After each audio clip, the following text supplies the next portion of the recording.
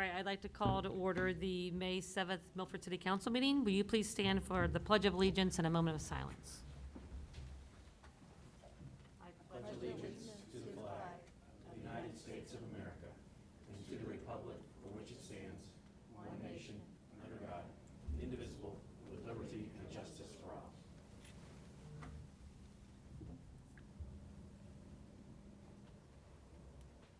Thank you. Jackie, will you please call the roll? Yes, Mayor.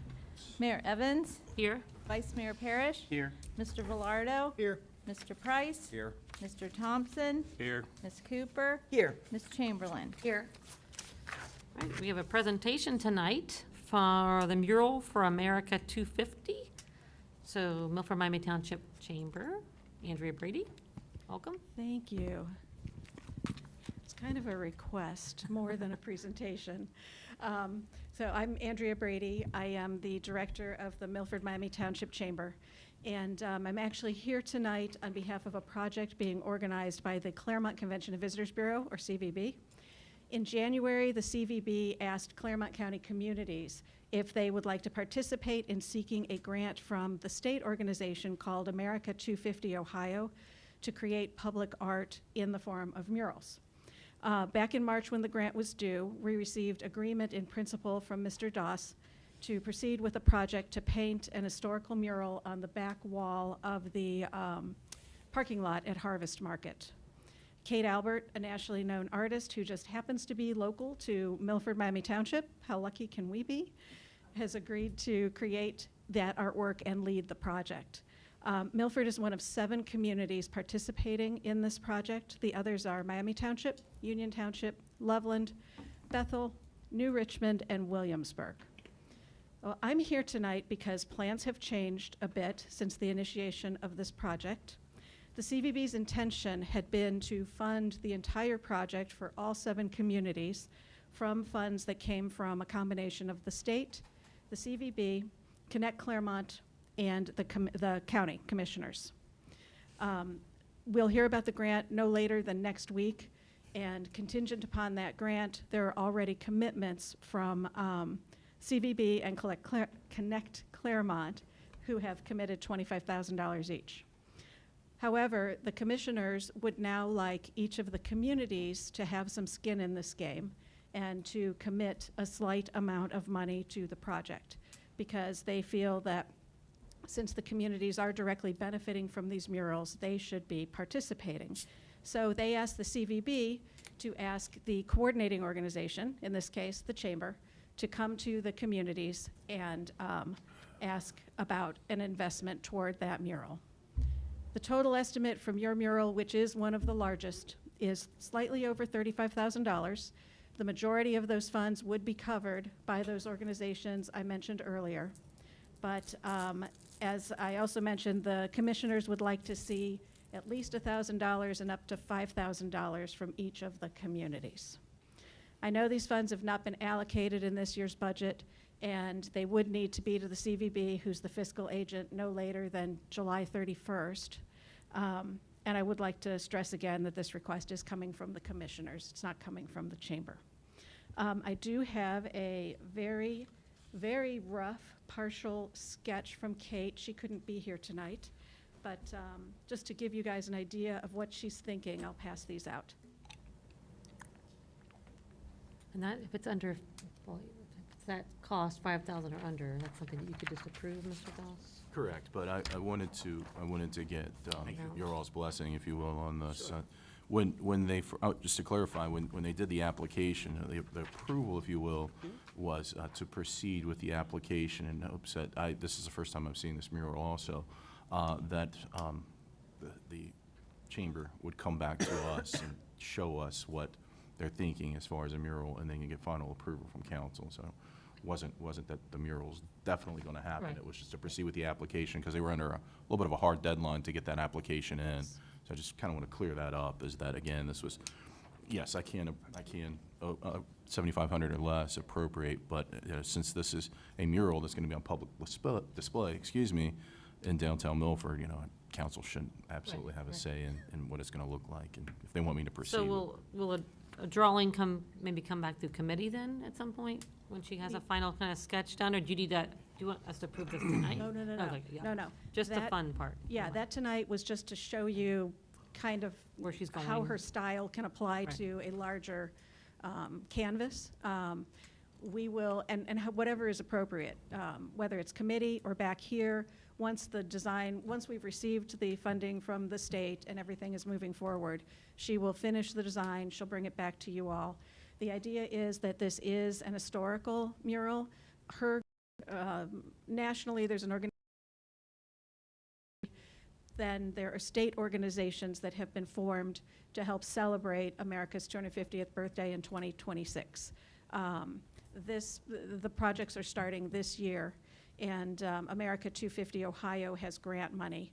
The CVB wanted to focus on public art and make that across the entire county.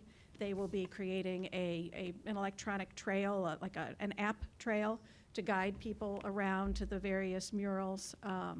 And they'll be doing other promotion and support through ribbon cuttings and that kind of thing. Awesome. So it should be a really, really nice program.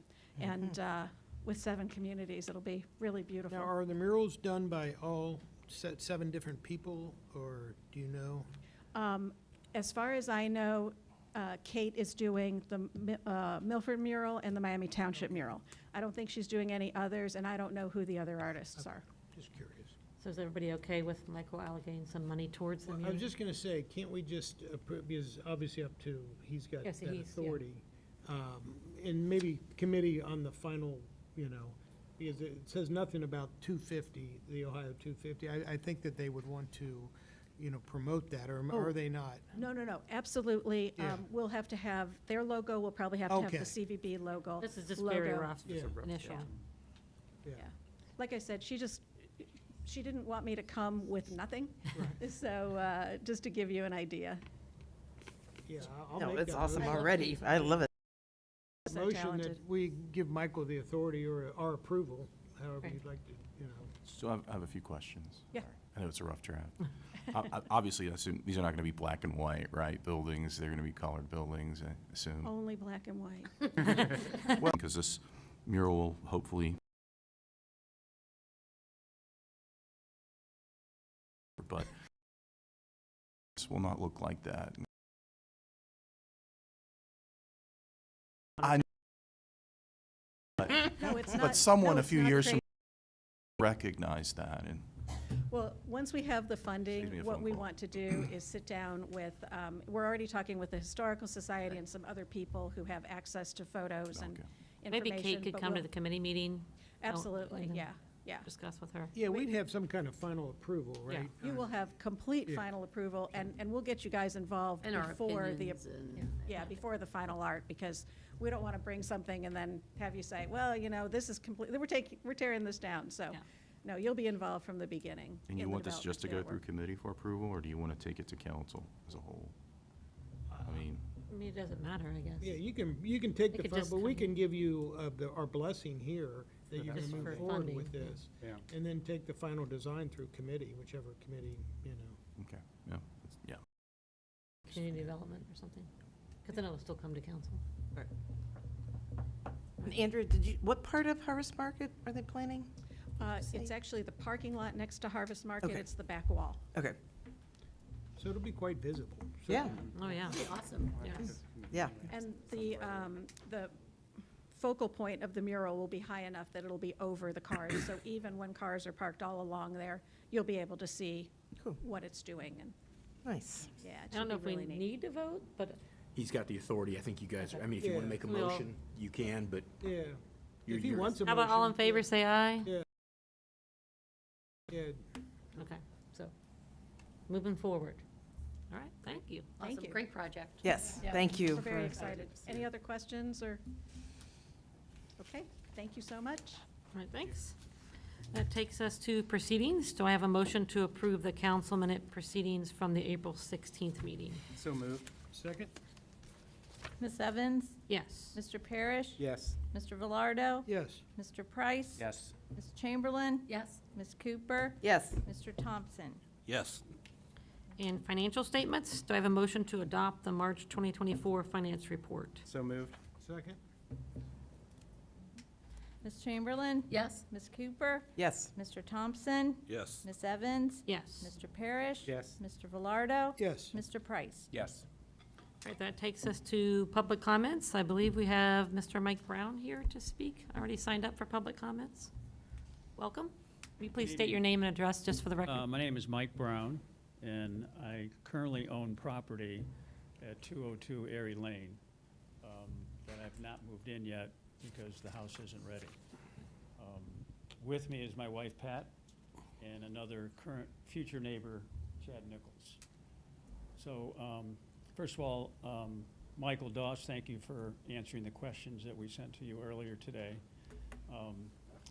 I'm not representing Erie Development. I'm actually representing the future homeowners and buyers of that development, the current taxpayers for our land that we own. The big question we have is that while phase one of the Erie development is underway, which is the landings, and phase two, which is the view section, is also underway. It's underway without sewers being approved. It's underway without utilities. There's a couple of homes that are ready to be moved into, but obviously can't move in until the sewers are completed and the utilities are connected.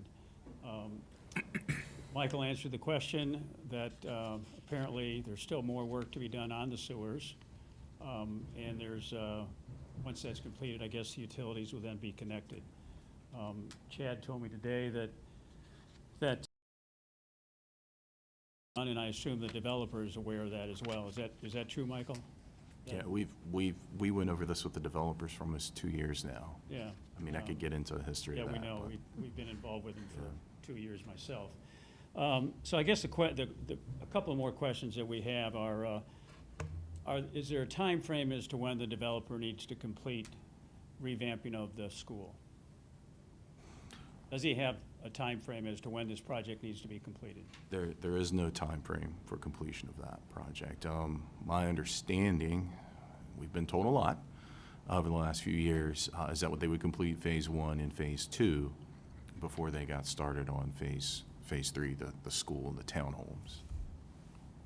Yeah, we understand that to be true as well. Obviously, that's not completed yet because of the sewers and the utilities. Is there a penalty at all for the developer for not completing the school? No, phase there three? is not. Okay.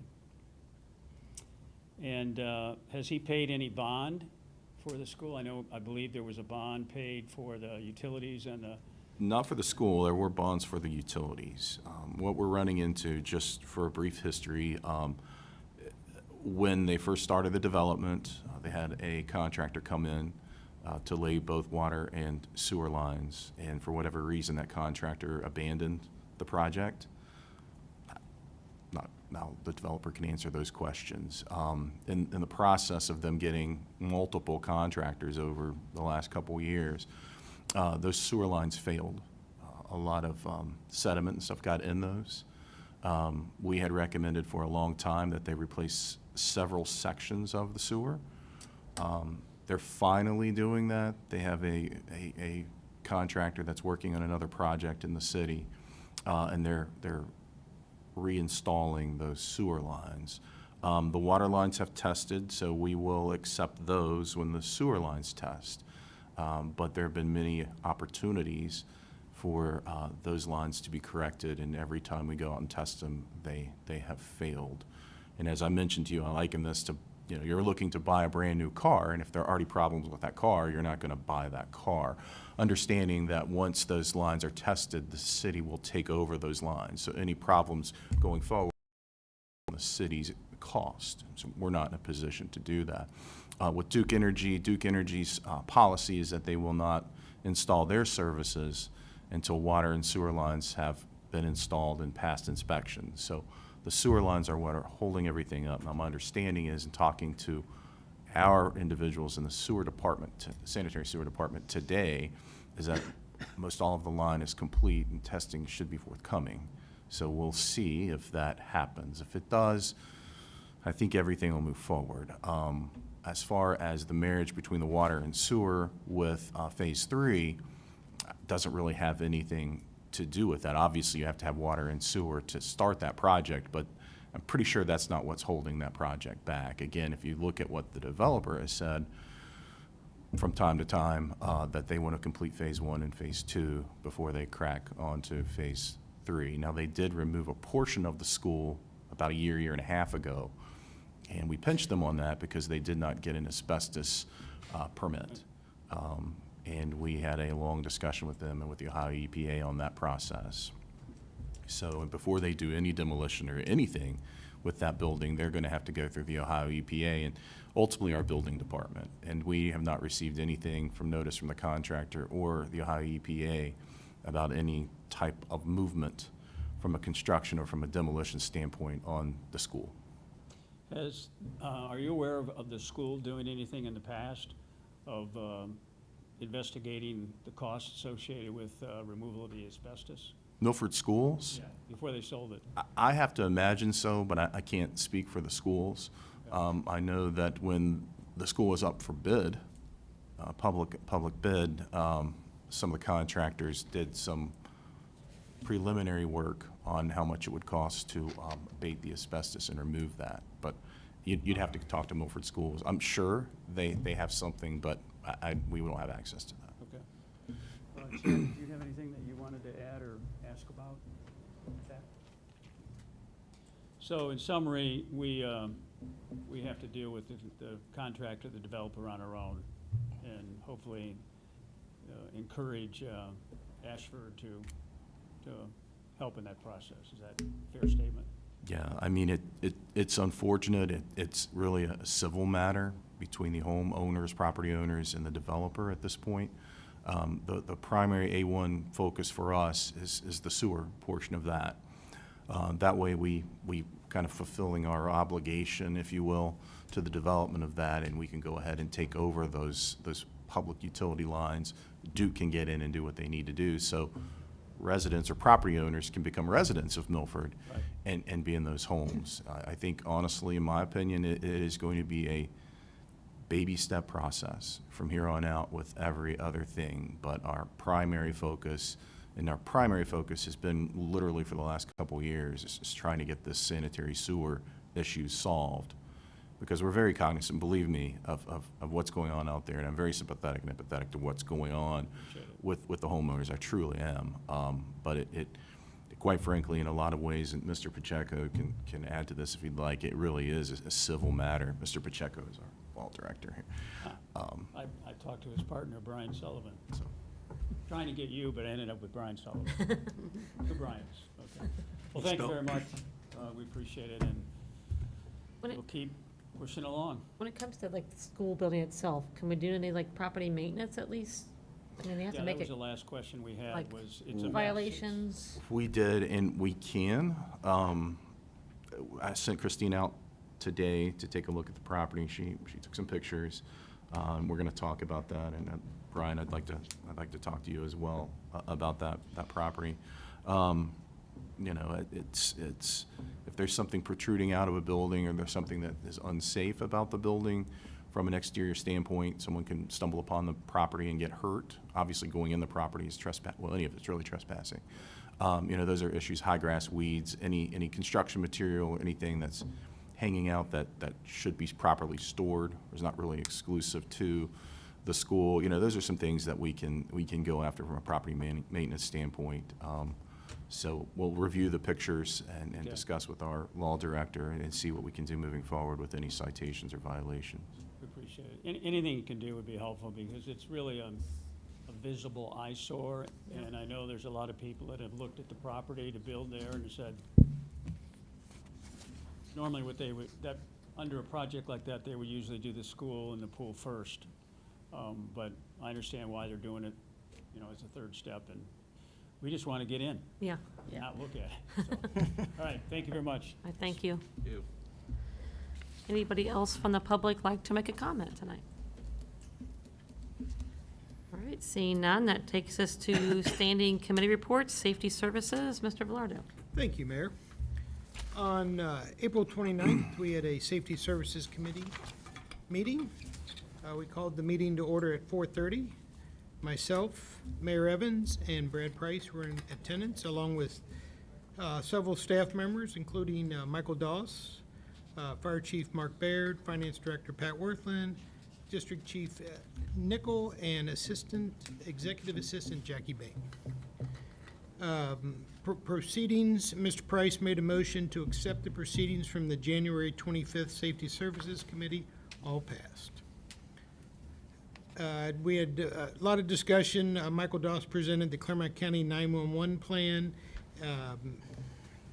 He went through all the needs and such, and so the committee agreed to recommend that the law director draft a resolution to approve the Claremont County 911 plan as presented. Second. Thank you. And then we had discussion. Yeah, vote. Oh, I'm sorry. Yeah. Ms. Evans? Yes. Mr. Parrish? Yes. Mr. Velardo? Yes. Mr. Price? Yes. Mr. Thompson? Yes. Ms. Cooper? Yes. Ms. Chamberlain? Yes. And then discussion for the proposed renewal of the levy for the fire and EMS services. Chief Baird reviewed with the committee the following request. He emailed to be discussed at the Safety Services meeting. Chief Baird also distributed a tax levy flyer from the 2019 tax levy campaign to reflect for the following. Showed a recap of the last 5 expenditures of the fire department budget, what was accomplished for the addition of the 5 mil levy increase. I also went over the projection for the next 5 years budget for the fire department. We discussed the contingency plans if the levy is not passed in November. Discussed the fact that the levy will bring in $2.77 million. And then the committee agreed to recommend that law director draft an ordinance declaring the necessity for election for renewal of the 17 mil tax levy for fire and EMS and emergency services in excess of the 10 mil limitation for 5 years for the city of Milford, Ohio. Second. Ms. Chamberlain? Yes. Ms. Cooper? Yes. Mr. Thompson? Yes. Mr. Price? Yes. Mr. Velardo? Yes. Mr. Parrish? Yes. Ms. Evans? Yes. There being no additional business, Mr. Price made a motion to adjourn the meeting at 5:16. All voted yes. Right. Mr. Parrish. Thank you, Mayor.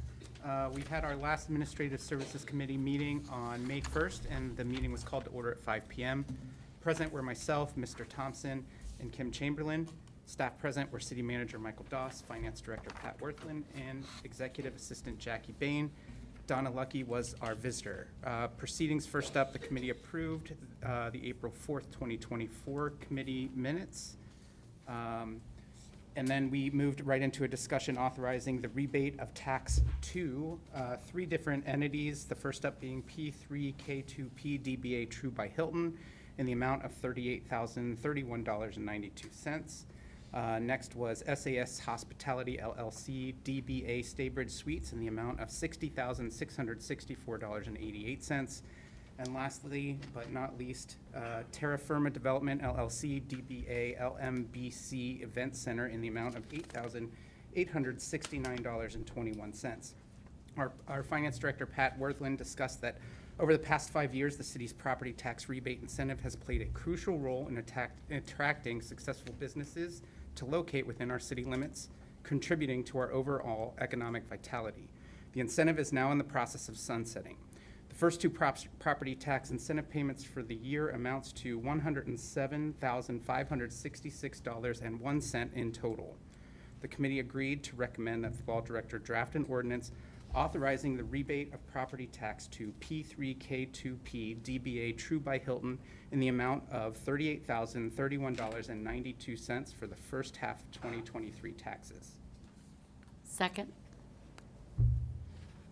Mr. Parrish? Yes. Ms. Evans? Yes. Mr. Price? Yes. Mr. Velardo? Yes. Mr. Thompson? Yes. Ms. Cooper? Yes. Ms. Chamberlain? Yes. The Committee also agreed to recommend that the law director draft an ordinance authorizing the rebate of property tax to SAS Hospitality LLC, DBA Staybridge Suites, in the amount of $60,664.88 for the first half 2023 taxes. Second? Ms. Evans? Yes. Mr. Parrish? Yes. Mr. Price? Yes. Mr. Thompson? Yes. Mr. Velardo? Yes. Ms. Chamberlain? Yes. Ms. Cooper? Yes. The committee then agreed to recommend that the law director draft an ordinance authorizing the rebate of property tax to Terra Firma Development LLC, DBA LMEC Event Center, in the amount of $8,869.21 for second half 2023 taxes. Second? Mr. Thompson? Yes. Ms. Evans? Yes. Mr. Velardo? Yes. Mr. Price? Yes. Ms. Cooper? Yes. Ms. Chamberlain? Yes. Mr. Parrish? Yes. The committee then discussed property and casualty insurance agreement. Finance Director Pat Worthman emphasized the benefit and importance of hiring an underwriter to shop property and casualty insurance providers on our behalf. McGowan Governmental Underwriters has proven to have the expertise, insight, and negotiation skills necessary to achieve the best coverage at the lowest cost to the city. The coverage includes buildings, vehicles, equipment, contents, cyber, and accidents that cause injury or damage. This does not apply to employees. Employees are covered under the Ohio Bureau of Workers' Compensation. The current renewal of $103,094 increased roughly $16,000 from the 2023 renewal amount due to the addition of 5 Points Landing Park, the canoe and kayak launch, the VACAL lease, a 20% increase in cyber, a 38% 5-year loss ratio, and high inflationary increases. The committee then agreed to recommend that the law director draft an ordinance authorizing an agreement with McGowan Governmental Underwriters for property and casualty insurance in the amount of $103,094 for the period of May 13th, 2024 to May 13th, 2025. Second? Ms. Evans? Yes. Mr. Velardo? Yes. Mr. Price? Yes. Mr. Parrish? Yes. Ms. Cooper? Yes. Ms. Chamberlain? Yes. Mr. Thompson? Yes. Committee then moved on to discuss the appointment of representatives to the Claremont County Tax Incentive Review Council, also known as TURC. Mr. Doss discussed how the state code requires any municipality or jurisdiction that has an enterprise zone, TIF district, or community reinvestment area has to have representation on the TURC board. This is done through Claremont County agencies. There are annual reports that must be provided to the State Development Office and also to the respected counties. Every year, the TURC board meets to discuss the projects and advises the county on how many jobs have been created, the success of the businesses, and the performance of each project. Each entity must have representation. The City of Milford has been members since we established our TIFs and our CRAs. Mr. Doss recommended the positions of City Manager and Finance Director serve as the representatives. The committee agreed to recommend that the law director draft an ordinance to appoint the City Manager and the Finance Director as representatives to the Claremont County Tax Incentive Review Council, TURC. Second? Ms. Chamberlain?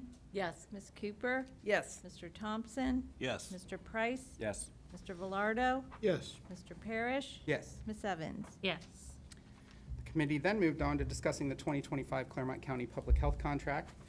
Mr. Doss discussed that as a municipality in the state of Ohio, we participate in the Claremont County's Public Health Service Program to provide services for us.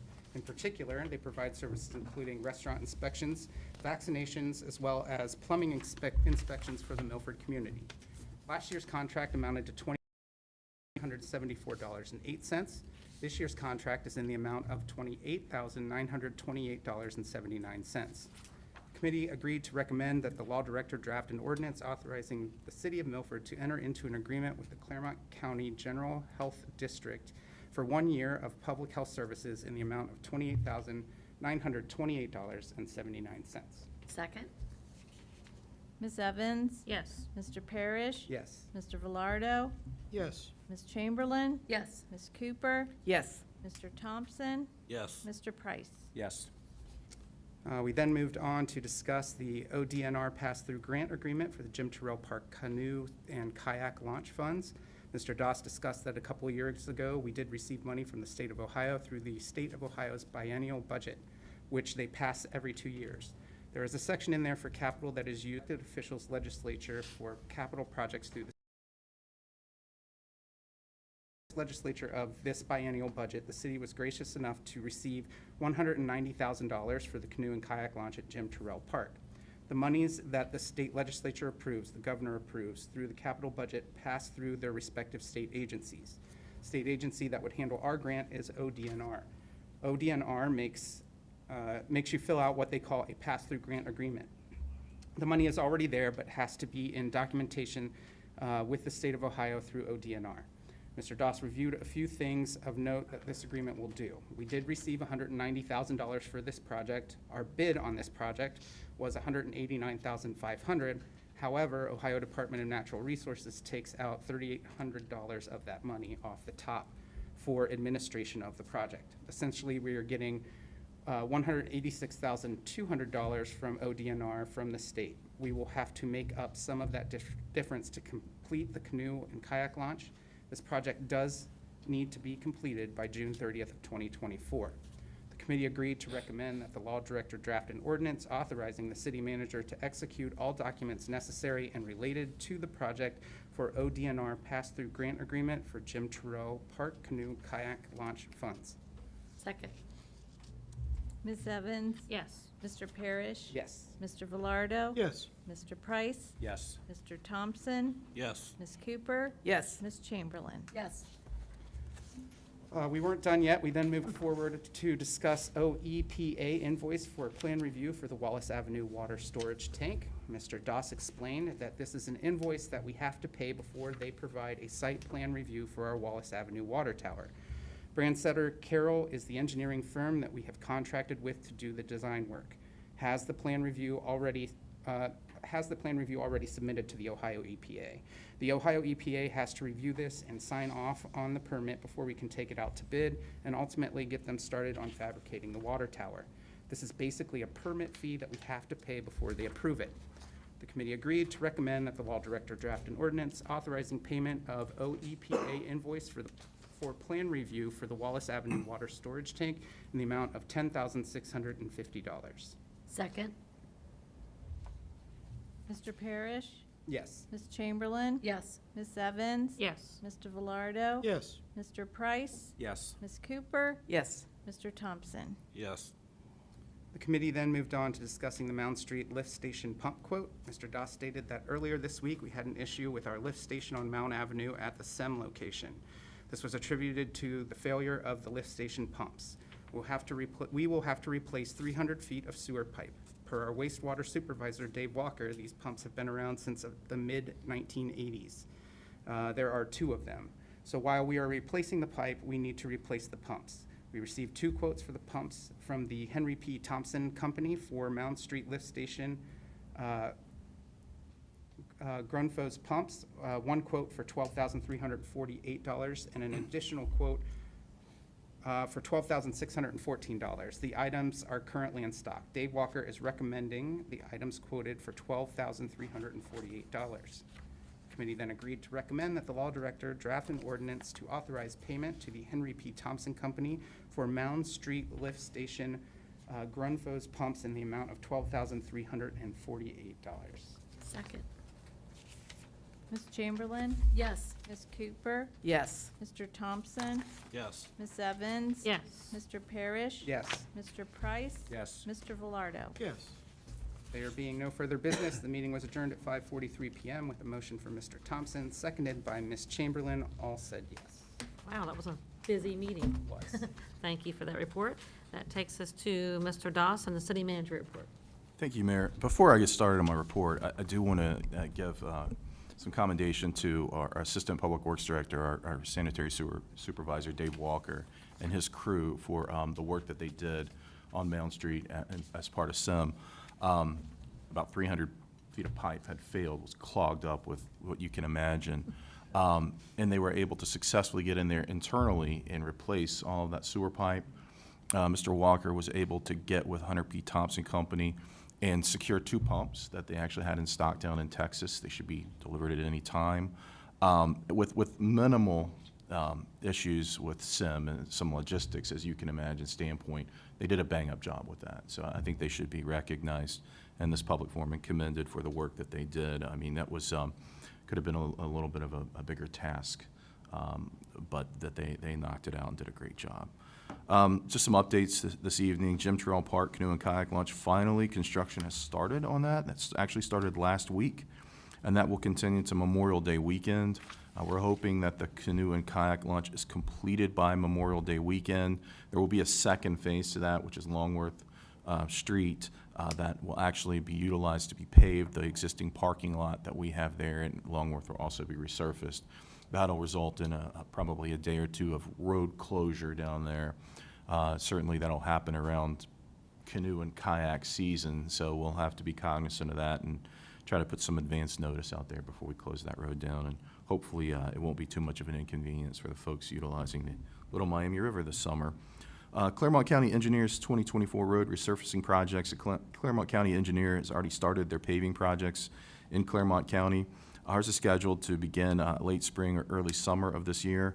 Just a reminder to the public and to council, the roads that are scheduled to be resurfaced this year are as follows. Miami Avenue from Forest Avenue to Helen Avenue, Mill Street, Cleveland Avenue to Main Street, South Milford Road from Cleveland Avenue to the Corp line, where Cleveland Avenue starts and ends, and Lakefield Drive from State Route 131 entrance to Paisley Drive. The South Milford Road will complete Cleveland Avenue from Mill all the way to the corporate line, including South Milford. So a pretty long strip of road to be resurfaced there over the last couple of years. That's again one of our major arterials in town, heavily traversed road. Green Umbrella Climate Change Action Fellow update. Council recalls we made application to have a Climate Action Fellow sponsored by Green Umbrella. I had a meeting with Green Umbrella today. Pleased to announce that fellow, or Fellas, I guess is her name, will begin June 3rd and will continue August 9th. Her name is Ella O'Malley. Miss O'Malley is a junior at Xavier University. She's active in green program initiatives and sustainability projects around campus and the Cincinnati community. There will also be a series of training sessions for the host and the fellows prior to her arrival that will be May 29th through the 31st.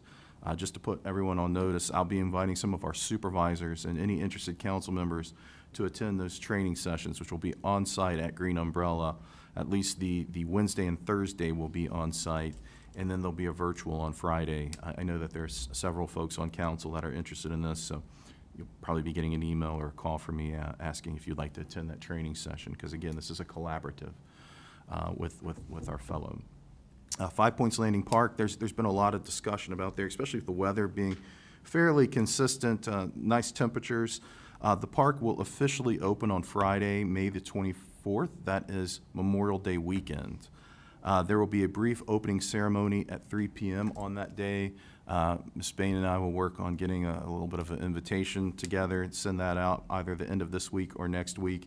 It'll be just a small, brief opening ceremony. The park will actually open that morning, so we'll already have that park active by the time we do our official opening ceremony. The outdoor park furniture is in and will be placed later in the week. Our service department crews are working extensively to ensure that we can anchor some of that furniture down. Quite expensive furniture, very nice. If you haven't seen the pictures, I encourage you to get on our Facebook page and take a look. The fountain will be tested this week and will be activated Friday, May the 24th, as well as the opening of the dog park. Everything in that park will remain open throughout the year with the exception, obviously, of the water fountain feature. The first day of the farmers market is Saturday, May the 25th. That will be from 8 a.m. to noon and will continue every Saturday until October the 6th. We will have cameras in the park. Council did approve those cameras a couple meetings ago. We will also provide public access Wi-Fi. Those are anticipated to be installed and activated before the opening of the park. And I just also want to announce that we have a new hire. Ms. Shannon Roll started her employment with the city this week as our new administrative associate. She's already attended the Milford Miami Chamber event today in lieu of Frontier Days. So she's already diving in. She has extensive experience in marketing and holds degrees from Northern Kentucky University and University of Cincinnati, and she's a resident of Milford. At this time, there are no standing committee meetings scheduled, but always anticipate one of those. Reminders, tomorrow, May 8th, is a Planning Commission meeting at 6 p.m.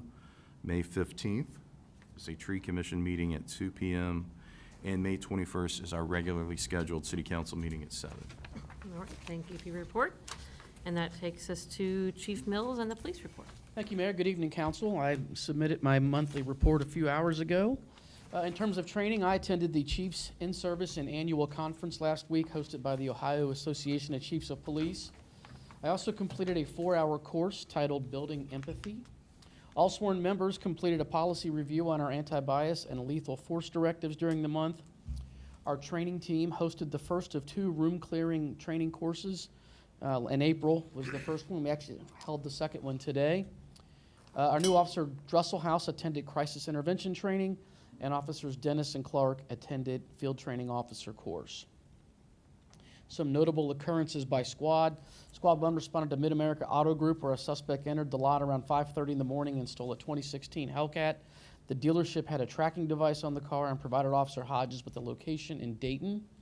Dayton Police Department responded and located the car, had it towed to a secure location where it was processed by Detective Fannin, who lifted 2 fingerprints, which we will submit for analysis.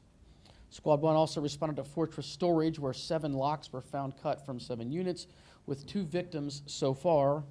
Beanie Babies, vintage dolls, computer games, and musical instruments were some of the items taken. In that case, is assigned to Detective Brown. Squad 2 responded to Royal Vape at 1123 Main Street for a felony theft of merchandise. The juvenile suspect fled the scene prior to our arrival, but was later identified and arrested. Squad 2 responded to Valley View for an incident involving a loose dog spooking a horse, causing a severe injury resulting in the horse being euthanized. The dog owner was identified and later cited for animals at large. Squad 4 responded to the Falcon Crest Apartments for 2 subjects fighting in the lot. Both were served with disorderly conduct summonses. And lastly, Squad 4 served quarantine paperwork on a Riverside Drive resident after her dog bit a person and another dog, and that resident was also summoned with the unleashed animal violation. Total call records for the month, 1,184. That includes 544 extra patrols, 132 offense reports, 15 auto accidents, 125 written warnings, and 165 citations. You may have noticed on Facebook we received a donation of an AED from the Cincinnati Rotary Club. And if you haven't heard, we weren't successful in acquiring any Chevy Tahoes due to a shortage, so we have switched that order to Silverado pickup trucks with the same vendor.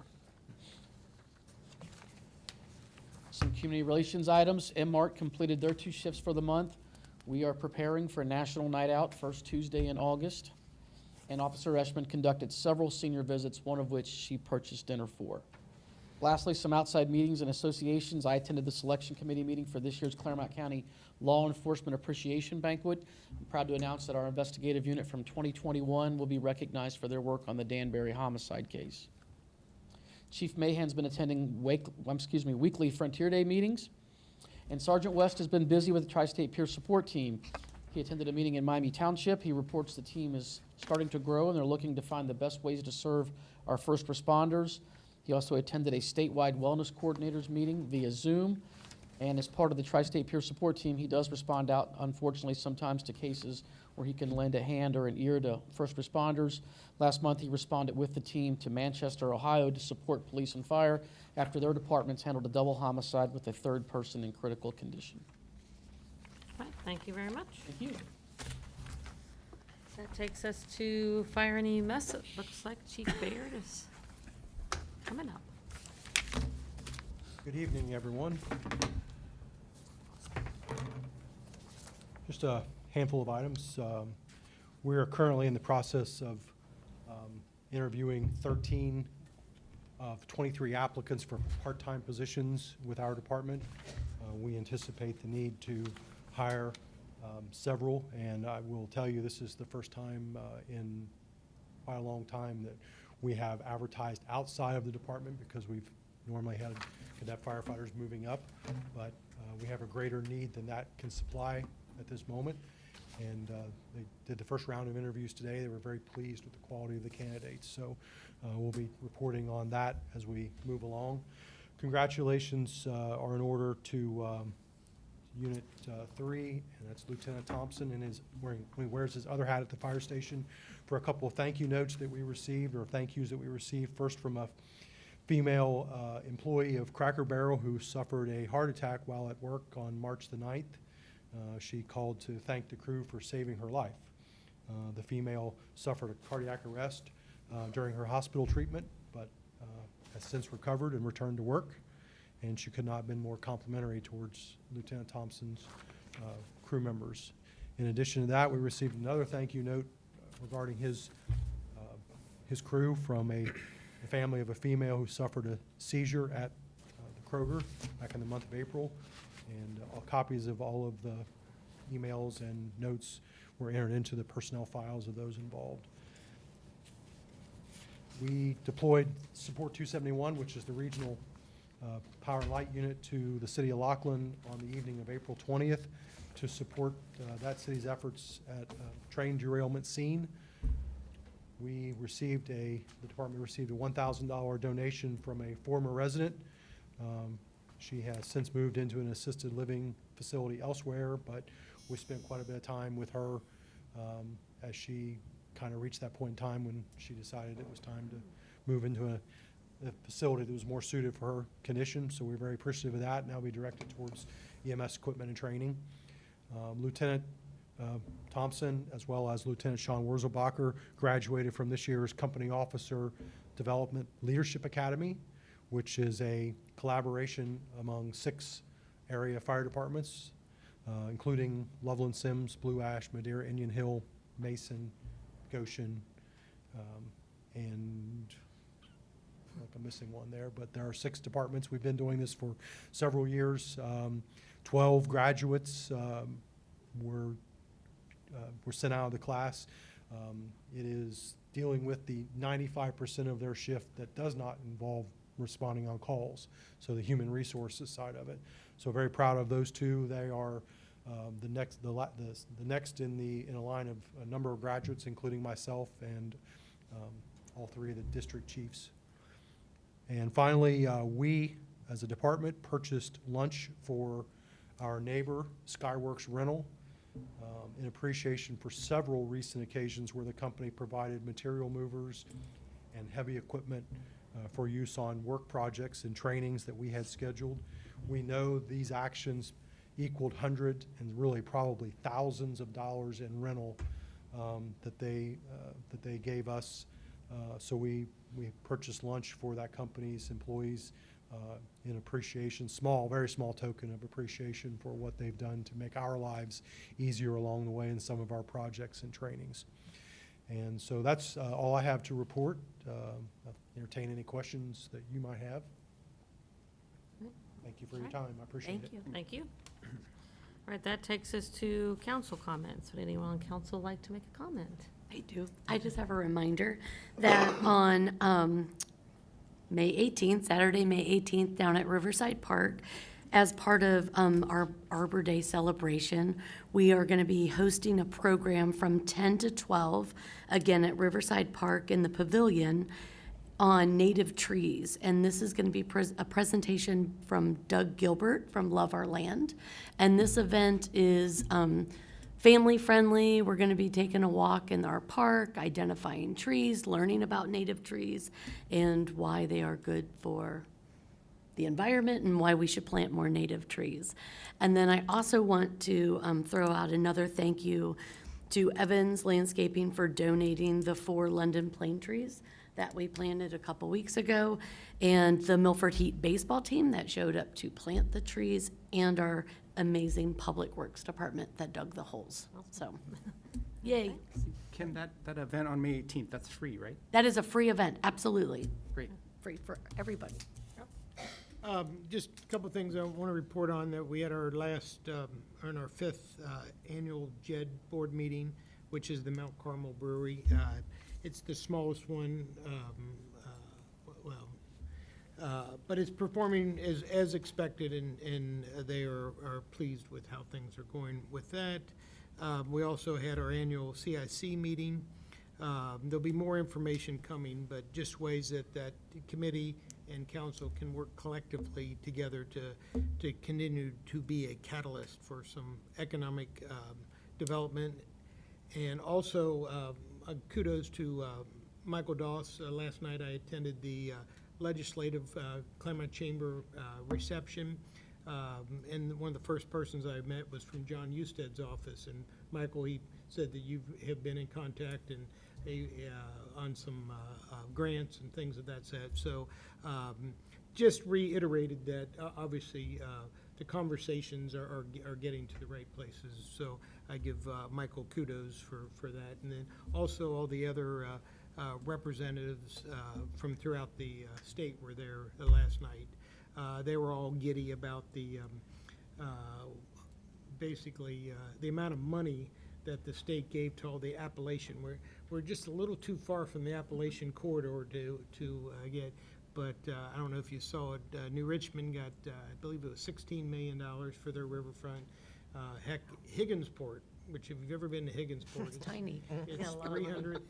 It got $6.4 million for waterfront development. So anyway, there's obviously monies out there in different spots. So again, but Michael, you know, I know you've been in contact with them for different things. So they do know about us, and they, you know, we're certainly not forgotten. So thank you. All right, anybody else? Just one follow-up on our noise ordinance, or the noise issues downtown. Mr. Dawson and I did meet with the distillery, Mr. Stromeyer, and we had a great conversation. They have ordered some panels, I guess, that they're gonna be installing already. So we're gonna hope that those maybe make a little bit of a difference, and he's gonna try to make sure bands are facing the opposite direction and do what he can do on his part to help out. So, good conversation. All right, that takes us to the Mr. Pacheco Show, all the ordinances and resolutions. Good thing I re-upped my Screen Actor Guild voice over for these. Ordinance number 2024-650, a resolution approving the Claremont County 911 plan as adopted by the Claremont County 911 Program Review Committee. Now therefore be it resolved by the Council of the City of Milford, Ohio, Section 1. The Claremont County 911 Program Review Committee adopted the attached 911 final plan. Such final plan must be approved by the City of Milford. In accordance with the requirements of Ohio law, the City of Milford hereby approves the attached final plan. The attached final plan is fully incorporated by reference under and in accordance with Section 12.03 of the Milford City Charter. Section 2, under and in accordance with Section 12.07 of the Milford City Charter, this resolution shall become effective immediately upon its passage by City Council. So since that's a resolution, we only need to read that once. One is that time, correct? you got it. Motion to adopt. Second?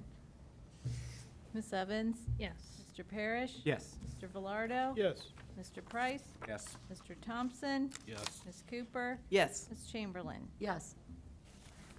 Ordinance number 24-281, an ordinance declaring a necessity for an election for a renewal of a 17 mil tax levy for fire and emergency medical services in excess of the 10 mil limitation for 5 years for the City of Milford, Ohio. Whereas it is necessary to provide for the continuing fire protection services and emergency medical services for the City of Milford, and whereas the electors of the city approved a tax in excess of the 10 mil limitation at the election conducted on November 5, 2019, at a rate not exceeding 17 mils each year for a period of 5 years for the purpose of providing and maintaining fire apparatus, mechanical resuscitators, or other fire equipment and appliances, buildings or sites therefore, or sources of water supply and materials therefore, or the establishment and maintenance of lines of fire alarm communications, or the payment of firefighting companies or permanent, part-time, or volunteer firefighting, emergency medical service, administrative, or communications personnel to operate the same, including the payment of any employer contributions required for such personnel under Section 145.48 or 742.34 of the Ohio Revised Code, or the purchase of ambulance equipment, or the provision of ambulance, paramedic, and other emergency medical services operated by a fire department or firefighting company, or the payment of other related costs. And whereas the authority to levy the 2020 levy expires, with the levy to be made on the 2024 tax list and duplicate for final collection in calendar year 2025, and in order to provide for the collection of tax revenues for that purpose without interruption, this council of the City of Milford finds it necessary to renew the 2020 levy in its entirety for 5 years, as such tax levy is about to expire. Whereas pursuant to Section 5705.03 of the Ohio Revised Code, This council is required to certify to the county auditor an ordinance requesting the county auditor to certify certain matters in connection with such a tax levy. Now therefore be it ordained by the council of the municipality of Milford, Ohio, Section 1, that pursuant to the provisions of Section 5705.19I of the Ohio Revised Code, it is necessary that a renewal of the tax levy be levied in excess of the 10 mil limitation within the city for the benefit of this city for the purpose of providing and maintaining fire apparatus, mechanical resuscitators, underwater rescue and recovery equipment, or other fire equipment and appliances, buildings and sites therefore, or sources of water, supply, and materials therefore, for the establishment and maintenance of lines of fire alarm communications, for the payment of firefighting companies or permanent part-time or volunteer firefighting, emergency medical service, administrative, or communications personnel to operate the same, including the payment of any employer contributions required for such personnel under Section 145.48 or 742.34 of the Ohio Revised Code, for the purchase of ambulance equipment, for the provision of ambulance, paramedic, or other emergency medical services operated by a fire department or firefighting company, or for the payment of other related costs, at a rate not exceeding 17 mils for each $1 of taxable value, which amounts to $595 for each $100,000 of the county auditor's appraised value for a period of 5 years. The renewed tax shall be levied upon the entire territory of the city, and the ballot measure shall be submitted to the entire territory of the city. The city has territory in both Claremont and Hamilton counties, Ohio. Section 2, that the question of the passage of said tax levy shall be submitted to the electors of the entire territory of the city at the general election to be held on November 5, 2024. If approved by the electors, said tax levy shall be placed upon the 2025 tax list and duplicate for first collection in calendar year 2026. Section 3, that pursuant to Section 5705.03 of the Ohio Revised Code, the Claremont County Auditor is hereby requested to certify to this council the total current tax valuation of the city and the dollar amount of revenue that would be generated by the number of mills specified in Section 1 hereof. The Finance Director of this city be and is hereby directed to certify forthwith a copy of this ordinance to the Claremont County Auditor at the earliest possible time so that said county auditor may certify such matters in accordance with Section 5705.03. Section 4, that the City Law Director and City Finance Director are hereby given full authority to make any and all corrections which may be deemed necessary by the Claremont County Auditor and/or Claremont County Board of Elections. Section 5, that it is found and determined that all formal actions of this council concerning and relating to the adoption of this ordinance were adopted in an open meeting of this council, and that all deliberations of this council and of any of its committees that resulted in such formal action were in meetings open to the public in compliance with all legal requirements, including Section 121.22 of the Ohio Revised Code. Section 6, under and in accordance with Sections 12.05 and 12.07 of the Milford City Charter, this ordinance shall become effective immediately upon its passage by City Council. I don't think I've ever heard an ordinance I wanted you to read out loud twice as badly as I want this one. Nevertheless. But I will make the motion Yeah. to suspend the Sorry, could you rules and repeat read it? by title only. Sorry, second? Okay. Ms. Evans? Yes. Mr. Parrish? Yes. Mr. Velardo? Yes. Mr. Price? Yes. Mr. Thompson? Yes. Ms. Cooper? Yes. Ms. Chamberlain? Yes. By title only, for all of our benefits, ordinance number 24-281, an ordinance declaring a necessity for an election for a renewal of a 17 mil tax levy for fire and emergency medical services in excess of the 10 mil limitation for 5 years for the city of Milford, Ohio. Motion to adopt. Second. Ms. Chamberlain? Yes. Ms. Cooper? Yes. Mr. Thompson? Yes. Ms. Evans? Yes. Mr. Parrish? Yes. Mr. Velardo? Yes. Mr. Price? Yes. Ordinance number 24-282, an ordinance authorizing the rebate of property tax to P3K2P LLC DBA True by Hilton. Now therefore be it ordained by the Council of the Municipality of Milford, Ohio, Section 1. The Council of the City of Milford hereby authorizes the City Finance Director to issue a rebate of property taxes to P3K2P LLC DBA True by Hilton in the amount of $38,031.92 in accordance with the Tax Rebate Incentive Program Agreement passed and adopted by City Council in Ordinance 17-1313 on October 17, 2017, Section 2. Pursuant to and in accordance with Sections 12.05 and 12.07 of the Milford City Charter, this ordinance shall become effective immediately upon its passage by City Council. Motion to suspend the rules and read by title only. Second. Mr. Thompson? Yes. Ms. Chamberlain? Yes. Ms. Evans? Yes. Mr. Price? Yes. Ms. Cooper? Yes. Mr. Parrish? Yes. Mr. Velardo? Yes. Ordinance number 24-282, an ordinance authorizing the rebate of property tax to P3K2P LLC DBA True by Hilton. Motion to adopt, sorry. Second. Ms. Chamberlain? Yes. Ms. Cooper? Yes. Mr. Thompson? Yes. Mr. Price? Yes. Mr. Velardo? Yes. Ms. Evans? Yes. Mr. Parrish? Yes. Ordinance number 24-283, an ordinance authorizing the rebate of property tax to SAS Hospitality LLC DBA Staybridge Suites. Now therefore be it ordained by the Council of the Municipality of Milford, Ohio, Section 1. The Council of the City of Milford hereby authorizes the City Finance Director to issue a rebate of property taxes to SAS Hospitality LLC DBA Staybridge Suites in the amount of $60,664.88 in accordance with the Tax Rebate Incentive Program Agreement passed and adopted by City Council in Ordinance 17-1313 on October 17, 2017. Section 2, pursuant to and in accordance with Sections 12.05 and 12.07 of the Milford City Charter, this ordinance shall become effective immediately upon its passage by City Council. Motion to suspend the rules and read by title only? Second. Mr. Parrish? Yes. Ms. Cooper? Yes. Ms. Chamberlain? Yes. Mr. Thompson? Yes. Mr. Price? Yes. Mr. Velardo? Yes. Ms. Evans? Yes. Ordinance number 24-283, an ordinance authorizing the rebate of property tax to SAS Hospitality LLC DBA Staybridge Suites. Motion to adopt? Second. Mr. Price? Yes. Ms. Evans? Yes. Mr. Parrish? Yes. Mr. Velardo? Yes. Mr. Thompson? Yes. Ms. Chamberlain? Yes. Ms. Cooper? Yes. Ordinance number 24-284, an ordinance authorizing the rebate of property tax to Terra Firma Development LLC DBA LMBC Event Center. Now therefore be it ordained by the Council of the Municipality of Milford, Ohio, Section 1. The Council of the City of Milford hereby authorizes the City Finance Director to issue a rebate of property taxes to Terra Firma Development LLC DBA LMBC Event Center in the amount of $8,869.21 in accordance with the tax, excuse me, in accordance with the Tax Rebate Incentive Program Agreement passed and adopted by City Council in Ordinance 17-1313 on October 17, 2017.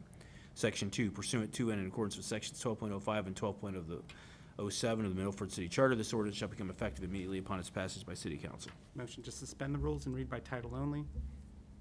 Second. Ms. Evans? Yes. Mr. Parrish? Yes. Mr. Velardo? Yes. Mr. Price? Yes. Mr. Thompson? Yes. Ms. Cooper? Yes. Ms. Chamberlain? Yes. Ordinance number 24-284, an ordinance authorizing the rebate of property tax to Terra Firma Development LLC DBA LMBC Event Center. Motion to adopt? Second. Ms. Evans? Yes. Mr. Velardo? Yes. Mr. Thompson? Yes. Mr. Parrish? Yes. Ms. Cooper? Yes. Mr. Price? Yes. Ms. Chamberlain? Yes. Ordinance number 24-285, an ordinance authorizing an agreement with McGowan Governmental Underwriters for property and casualty insurance for the City of Milford. Now therefore be it ordained by the Council of the Municipality of Milford, Ohio, Section 1. The Council of the City of Milford hereby authorizes the city manager to enter into and to execute an agreement with McGowan Governmental Underwriters for property and casualty insurance for the City of Milford from May 13, 2024 to May 13, 2025 for $103,094, 103,094. The terms and conditions of the agreement are incorporated herein by reference pursuant to and in accordance with Section 12.03 of the Milford City Charter. Section 2, pursuant to and in accordance with Sections 12.05 and 12.07 of the Milford City Charter, this ordinance shall become effective immediately upon its passage by City Council. Motion to suspend the rules and read by title only? Second. Ms. Evans? Yes. Mr. Parrish? Yes. Mr. Velardo? Yes. Mr. Price? Yes. Mr. Thompson? Yes. Ms. Cooper? Yes. Ms. Chamberlain? Yes. Ordinance number 24-285, an ordinance authorizing an agreement with McGowan Governmental Underwriters for property and casualty insurance for the City of Milford. Motion to adopt? Second. Mr. Parrish? Yes. Ms. Evans? Yes. Mr. Price? Yes. Mr. Velardo? Yes. Ms. Cooper? Yes. Ms. Chamberlain? Yes. Mr. Thompson? Yes. For those counting at home, that was the intermission. On to Act 2. Resolution number 2024-651, a resolution appointing representatives to the Claremont County Tax Incentive Review Council.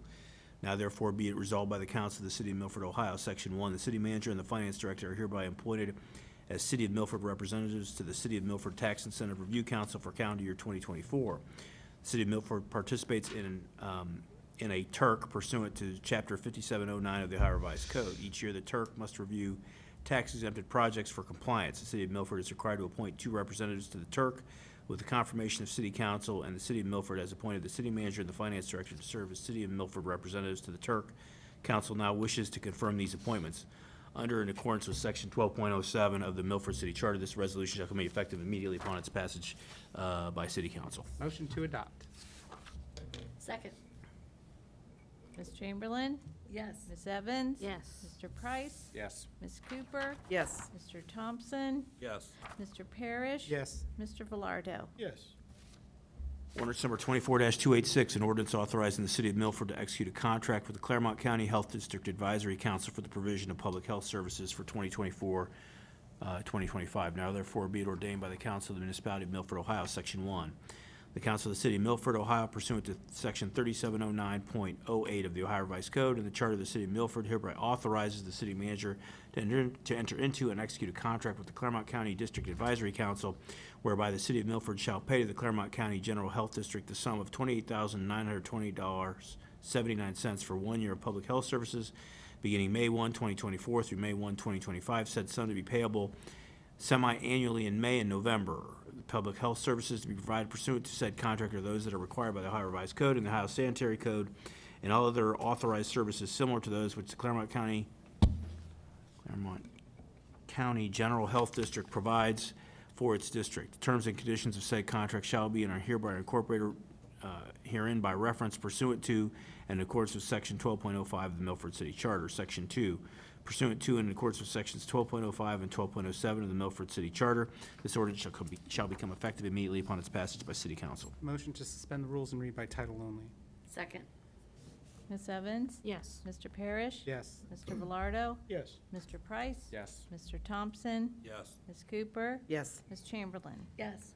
Ordinance number 24-286, an ordinance authorizing the City of Milford to execute a contract with the Claremont County Health District Advisory Council for the provision of public health services for 2024-2025.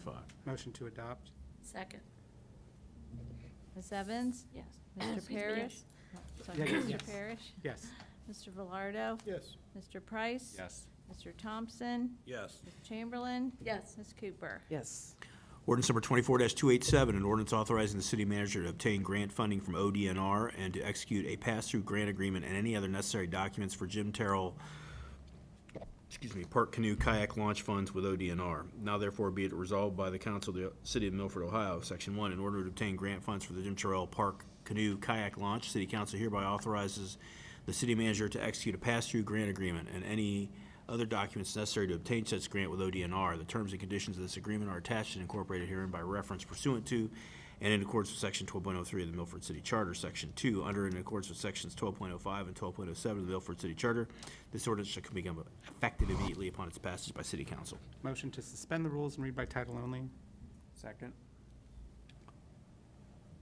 Ms. Evans? Yes. Mr. Parrish? Yes. Mr. Velardo? Yes. Mr. Price? Yes. Mr. Thompson? Yes. Ms. Cooper? Yes. Ms. Chamberlain? Yes. Ordinance number 24-287, an ordinance authorizing the city manager to obtain grant funding from ODNR and to execute a pass-through grant agreement and any other necessary documents for Jim Terrell Park Canoe Kayak Launch Funds with ODNR. Motion to adopt. Second. Mr. Velardo? Yes. Mr. Thompson? Yes. Ms. Chamberlain? Yes. Ms. Cooper? Yes. Ms. Evans? Yes. Mr. Parrish? Yes. Mr. Price? Yes. Ordinance number 24-288, an ordinance authorizing the city manager to pay OEPA $10,650 for a plan review for the Wallace Avenue water storage tank. Now therefore be it ordained by the Council of the Municipality of Milford, Ohio, Section 1. City Council hereby authorizes the city manager to pay OEPA $10,650 for plan review services it provided for the Wallace Avenue water storage tank. The invoice is fully incorporated by reference under and in accordance with Section 12.05 of the Milford City Charter. Under Section 2, under and in accordance with Sections 12.05 and 12.07 of the Milford City Charter, this ordinance shall become effective immediately upon its passage by City Council. Motion to suspend the rules and read by title only. Second. Ms. Chamberlain? Yes. Ms. Cooper? Yes. Mr. Thompson? Yes. Mr. Price? Yes. Mr. Velardo? Yes. Mr. Parrish? Yes. Ms. Evans? Yes. Ordinance number 24-288, an ordinance authorizing the city manager to pay OEPA $10,650 for a plan review for the Wallace Avenue water storage tank. Motion to adopt. Second. Ms. Cooper? Yes. Ms. Evans? Yes. Ms. Chamberlain? Yes. Mr. Parrish? Yes. Mr. Velardo? Yes. Mr. Price? Yes. Mr. Thompson? Yes. With apologies to Karnak, I hold in my hands the last ordinance. Never mind. Anyway, ordinance number 24-289, an ordinance authorizing the city manager to enter into a contract with the Henry P. Thompson Company for Mound Street Lift Station You know, I was chuckling when you were trying to say this word. Grundfuss? What I went with. Grundfuss? Pumps for $12,348. Now therefore be it ordained by the Council of the Municipality of Milford, Ohio, Section 1. City Council hereby authorizes the city manager to purchase 2 pumps from Henry P. Thompson Company, specifically Mound Street Lift Station Grundfuss pumps for $12,348 per the attached quote. The pumps have recently failed and need to be replaced as part of sewer pipe replacement 2. The attached quote is fully incorporated by reference under and in accordance with Section 12.03 of the Milford City Charter. Section 2, under and in accordance with Sections 12.05 and 12.07 of the Milford City Charter, this ordinance shall become effective immediately upon its passage by City Council. Motion to suspend the rules, read by title only. Second. Ms. Chamberlain? Yes. Ms. Cooper? Yes. Mr. Thompson? Yes. Mr. Price? Yes. Mr. Velardo? Yes. Mr. Parrish? Yes. Ms. Evans? Yes. Ordinance number 24-289, an ordinance authorizing the city manager to enter into a contract with the Henry P. Thompson Company for Mound Street Lift Station Grundfuss pumps for $12,348. Motion to adopt. Second. Ms. Evans? Yes. Mr. Parrish? Yes. Mr. Velardo? Yes. Mr. Price? Yes. Mr. Thompson? Yes. Ms. Cooper? Yes. Ms. Chamberlain? Yes. Is that all? Thank you, Mayor. You're welcome. So do I have a motion to adjourn? So moved. Second. Ms. Evans? Yes. Mr. Parrish? Yes. Mr. Velardo? Yes. Mr. Price? Yes. Mr. Thompson? Yes. Ms. Cooper? Yes. Ms. Chamberlain? Yes. All right, thank you all for coming and watching.